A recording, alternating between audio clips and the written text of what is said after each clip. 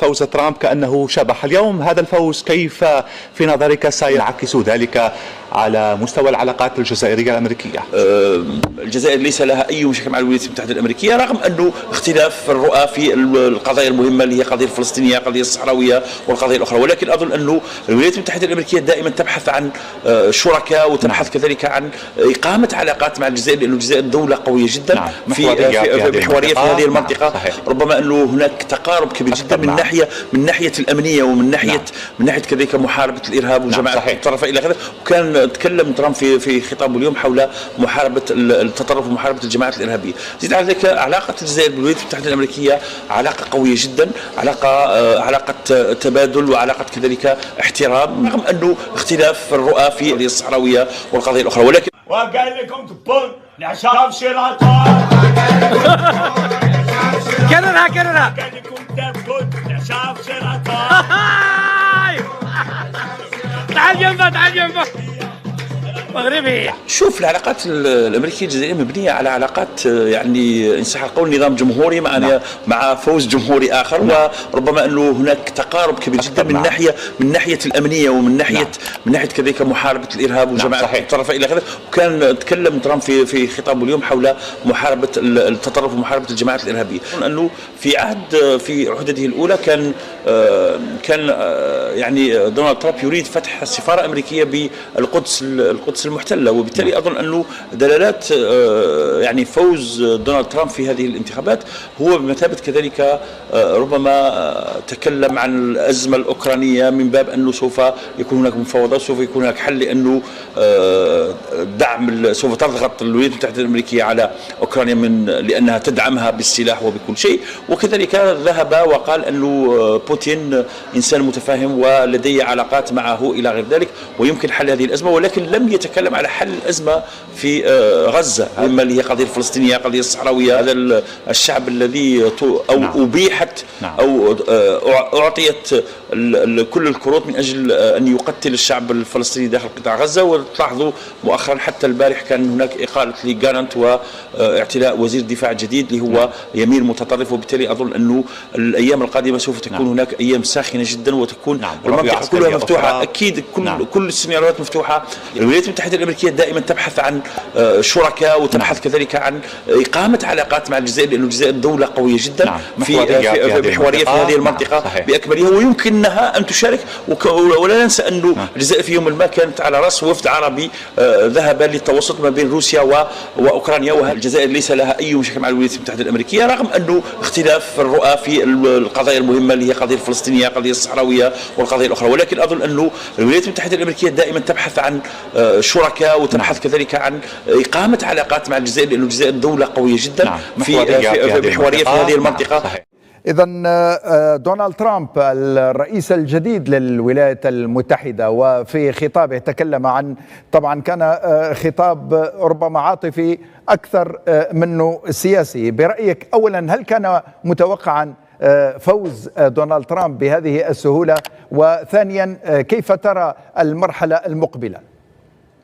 نعم، يعني لم يكن فوزه متوقعا بهذه السهولة. كل استطلاعات الرأي وكل المحللين كانوا يقولون بأن سيكون هناك فارق طفيف جدا بين كامالا هاريس ودونالد ترامب، ولكن انطلاقا من النتائج الأولية يبدو أنه انتصار ساحق في التصويت الشعبي في مجلس النواب والشيوخ. وهذا يعطينا الدليل بأن ما كانت تقوله استطلاعات الرأي لم تكن الحقيقة، لأن الرجل يبدو أنه استفاد من عملية الاغتيال الفاشلة التي يعني تعرض لها من الهالة السياسية، واستفاد أيضا من فشل كامالا هاريس التي أدت ثمن حصيلة الرئيس جو بايدن ودخولها أيضا المتأخر في الحملة الانتخابية. لا ننسى بأنه لمدة أسابيع طويلة كان هناك تساؤل عالمي وأمريكي: هل الرئيس جو بايدن قادر على خوض هذه المعركة نظرا لوضعه الصحي؟ إلى أن أرغم الحزب الديمقراطي على إزاحته وإعطاء الترشيح لكامالا هاريس، ودخولها المتأخر كان له تتبعات. بالإضافة، وهذه نقطة مهمة ولمسناها في يعني معظم ما يسمى بالمتأرجحة، الولايات المتأرجحة خصوصا في ميشيغان، كان هناك صوت عربي من الطبيعي من المنطقي أن يكون لصالح كامالا هاريس، ولكن بسبب سياسة جو بايدن وكامالا هاريس في الشرق الأوسط وعجزهم على إيقاف الحرب، كان هناك نوع من الصوت العقابي ضد الديمقراطية كامالا هاريس الذي ذهب إلى الرئيس دونالد ترامب.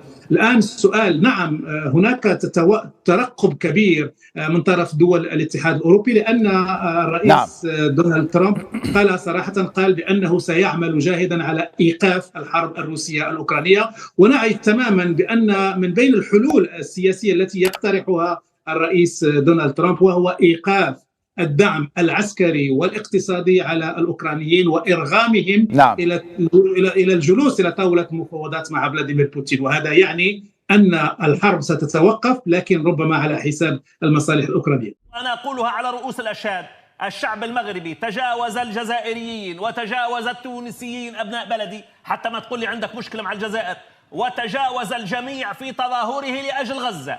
لا يمكنك أن تخفي ذلك. دعك من هذه الاسطوانات ومحاولة الإشارات هنا وهناك. طول النهار تلوي في عنق الحقيقة. والملك وما الملك، يعني نظامك في الجزائر ماذا فعل لغزة؟ هل تجرأ الرئيس الجزائري ذهب هناك إلى القاهرة ولم يتجرأ أن يصل معبر رفح؟ السلام عليكم أخي صالح. وعليك السلام. أولا نترحم على إخواننا في غزة يا أخي صالح. يا أخي صالح، ماشي هذه المرة الأولى. ترامب عند نهاية العهدة نتاعه دخل المغرب وقال هذاك الكلام وقبله بالتطبيع. ماكرون ما هو الشيء الذي دفعه يقول هذا الكلام؟ وهل يعني قالها بسهولة لأن يعرف هذه البلدان وهذا الحكام هو اللي يحكم فيهم يا أخي صالح. أخ أحمد الذي نحترمه كثيرا من اسبانيا قال لك لو كان برلماني قال كلمة، ولا لو كان الملك قال لك والله ما يدير لهم حاجة. أقسم لك بالله العلي العظيم غير يصرى فيهم كما يصرى في بن بركة، ينحرك في رصيد. أما للشعوب نشكرهم، ولكن يا أخي صالح لا يكفي. واسمح لي بهذه الكلمة نوضح لماذا. يا أخي صالح، أقسم لك بالله جزائري، وحقيقة أنت دائما تقول لي راك تهضر على البلدان التطبيع، ولكن كاينة حاجة يا أخي صالح.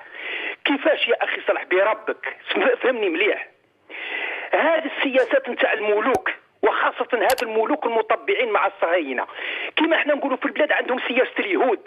أعطيني الشارع نخرج ودير كما تبغي.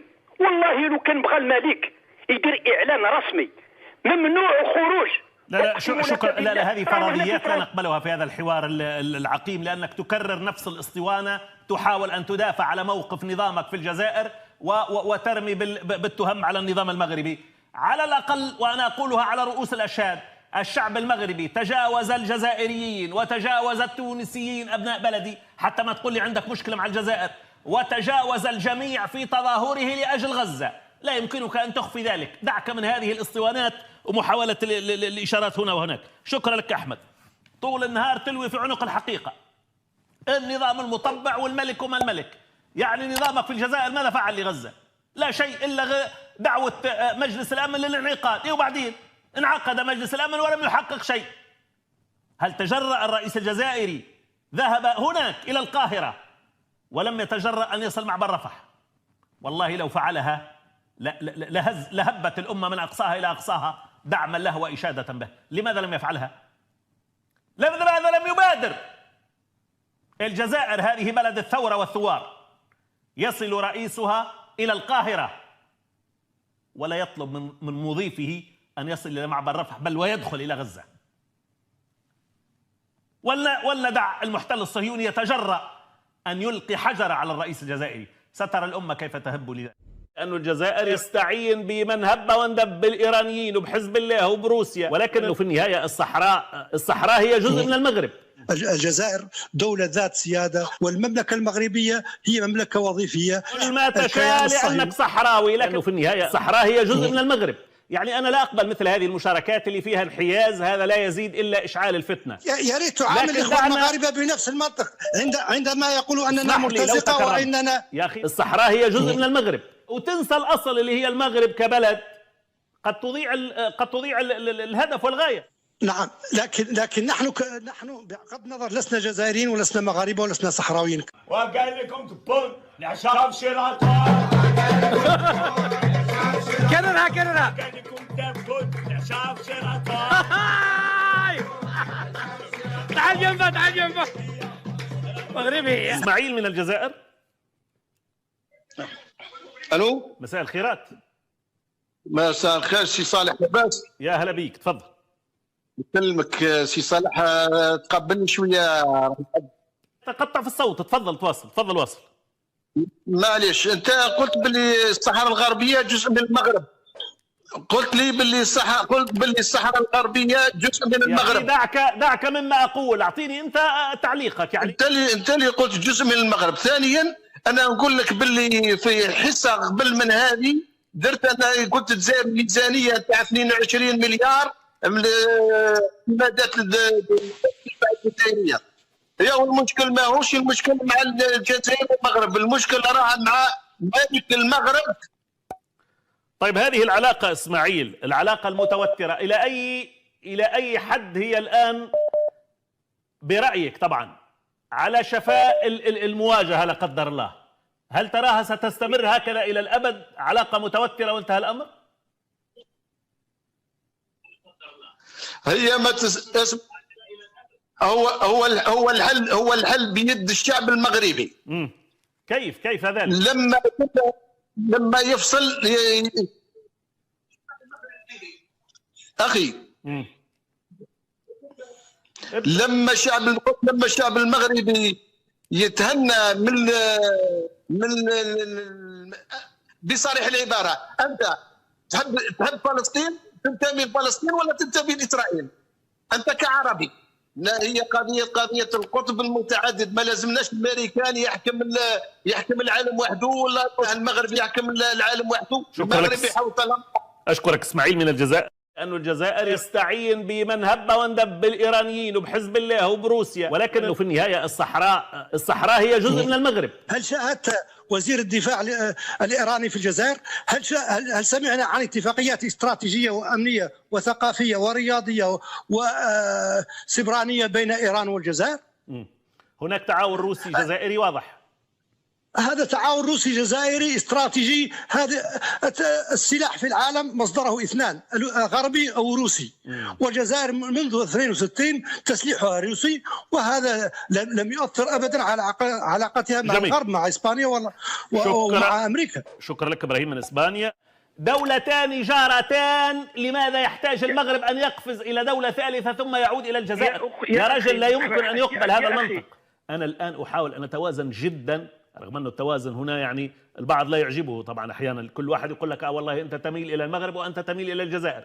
أنا أحيانا أتهم من الطرفين، لكن أقول الصحراء هي جزء من المغرب يعني، لكن الجزائر والمغرب كل واحد عامل حاله أبو علي. السلام عليكم ورحمة الله وبركاته. والنهاردة هنتكلم في مواضيع هامة جدا جدا جدا خاصة بالمنتخب المغربي واستعداداته للمباراتين القادمتين، مباراتين مهمتين جدا جدا في تصفيات أفريقيا. طبعا زي ما احنا عارفين ان المغرب بالعلامة الكاملة عنده 12 نقطة من في المركز الاول في مجموعته. قائمة وليد الركراكي هل هيكون فيها مفاجآت ولا لا؟ اعتقد بان قائمة وليد الركراكي ممكن تشهد بعض المفاجآت من عودة يحيى عطية الله لاعب النادي الاهلي اللي تألق مؤخرا مع النادي الاهلي بنسبة كبيرة جدا، واللي قدم مباريات كبيرة جدا جدا جدا، خاصة في فوزه في مباراة كأس مصر وعلى الزمالك، وكان له فضل كبير جدا في الأهداف اللي أحرزت، وقدم مباريات كبيرة جدا. وأيضا في المباراة الثانية أمام العين الإماراتي النادي الأهلي فاز بنتيجة 3-0. لكن قبل ما نخش في موضوع المنتخب واختيارات وليد الركراكي، اعتقد بان في بعض اللاعبين اللي عندهم الحالة النفسية مهزوزة شوية، خاصة سفيان رحيمي لاعب العين الإماراتي اللي طبعا قدم مباراتين سيئتين جدا جدا أمام النصر السعودي وأمام النادي الأهلي. أمام النصر السعودي خسروا بنتيجة كبيرة جدا، خسروا ب5 أهداف مقابل هدف، وأمام النادي الأهلي خسروا ب3 أهداف مقابل لا شيء. طبعا مباراة النصر في تصفيات كأس آسيا للنخبة، لكن اللاعبين المغاربة في بعضهم محتاج إلى بعض تظبيط النفسي عشان تقدر تاخد منه كل شيء في كرة القدم. نروح بعد كده للاعبين مهمين جدا، سيف الدين مع سفيان رحيمي في أيوب الكعبي. أيوب الكعبي طبعا كان مصاب وعنده إصابة في العضلة الخلفية، شد بسيط، لكن كان في تأكيدات من النادي بأنه هيبقى موجود مع الفريق وأنه ما فيش أي أزمة ولا أي مشكلة. وأعتقد بأن أيوب الكعبي بيعتمد عليه وليد الركراكي بنسبة 100%. كمان غير أيوب الكعبي في عندنا النصيري لاعب مهم جدا من وجهة نظر الشخصية، اللاعب اللي عمل بطولة قوية جدا في كأس العالم في قطر، فأنت لازم برضو تديله الثقة مرة تانية. هو موجود في فريق فنربخشة التركي مع مورينو، بيقدم مباريات قوية جدا. لكن عندنا كمان اللاعب اللي أعتقد هو ثابت، واعتقد ان هو بيقدم مباريات ثابته وبمستوى طيب جدا جدا، هو اشرف حكيمي مع فريق باريس سان جيرمان. اشرف حكيمي لاعب مميز جدا، لاعب بيمتلك قدرات بدنيه محترمه جدا في الجبهه اليمنى. كمان موجود عندنا يحيى عطية الله اعتقد، هو طبعا مزراوي هيبقوا موجودين على الجبهه اليسرى. في وسط الملعب في سفيان مرابط لاعب مهم جدا، كان الموسم اللي فات موجود مع مانشستر يونايتد مع تيم هاج، لكن اعتقد بانه يعني بدأ يلاقي نفسه تدريجيا في الفريق الجديد اللي بيلعب بيه. في لاعبين كتير جدا جدا. ياسين بونو مقدم مباريات خرافية مع الهلال. طبعا ياسين بونو من الحراس اللي مرتبين من افضل الحراس في العالم، فأعتقد إن ياسين بونو خلاص سليم بنسبة 100% وهيبقى موجود في قائمة منتخب المغرب بنسبة كبيرة. الكلام المهم بقى ان انت بالنسبه لمباراتين الجابون وليسوتو، المباراه الاولى هتكون امام الجابون، ثم يعود المنتخب ليلاقي ليسوتو هنا في المغرب. وطبعا المباراتين اعتقد مش صعبين، يعني يقدر المنتخب المغربي انه يعمل مفاجاه كبيره جدا جدا، وانه يختتم هذه التصفيات بانه يحصل على العلامه الكامله يعني تحصل على 18 نقطه. واعتقد المنتخب المغربي بالسكواد اللي موجود فيه حاليا يقدر يعمل الكلام اللي بنقوله ده، لانه عنده سكواد من اللاعبين ودكة احتياطي قوية جدا جدا جدا، وتقدر ان هي تغير في نتيجة اي مباراة. عشان كده وليد الركراكي هياخد الكتيبة كاملة، مش هو طبعا ضمن التأهل والبطولة موجودة في المغرب في نهاية العام القادم، لكن وليد الركراكي ما بيعتمدش على الكلام ده، لا، وليد الركراكي دايما بيعتمد على الجدية، وان كل المباريات تتاخد بقوة وكل مباراة تاخد بالتزام عشان تقدر تقدم كل شيء للجمهور المغربي، لان الجمهور المغربي لا يقبل باقل من ان انت تكسب الجابون وليسوتو. يعني فرق مغمورة، فرق منتخبات غير مصنفة في افريقيا، ممكن الجابون شوية لكن ليسوتو مش موجود على الخريطة الافريقية اساسا في كرة القدم. فانت عندك بعض الشغل اللي انت تعمله في ان ما يكونش فيه رعونة، ما يكونش فيه استهتار بالخصم، وده المهم جدا ان انت تشتغل عليه. العامل النفسي تشتغل عليه لازم مهم جدا. كمان فيك بعض الحاجات اللي هقولها لكم والتفاصيل المهمة جدا عن دعم الجامعة الملكية المغربية بقيادة فوزي لغجع للمنتخب المغربي في الرحلتين القادمتين او المباراتين القادمتين. احنا عارفين فوزي لغجع طبعا من الرجالات القوية جدا في قارة افريقيا، ومن الناس طبعا اللي بيدعموا المنتخب المغربي بقوة، وموجود معاه في كل المناسبات. اي مباراة سواء كانت في المغرب او بره المغرب بنلاقي فوزي لغجع بيدعم المنتخب المغربي، ومش المنتخب المغربي الاول بس، لا، كل المنتخبات. منتخب المغرب فوتسال، منتخب المغرب لكرة القدم الشاطئية، منتخب المغرب الكرة النسائية، اي منتخبات هتلاقي موجود فوزي لغجع.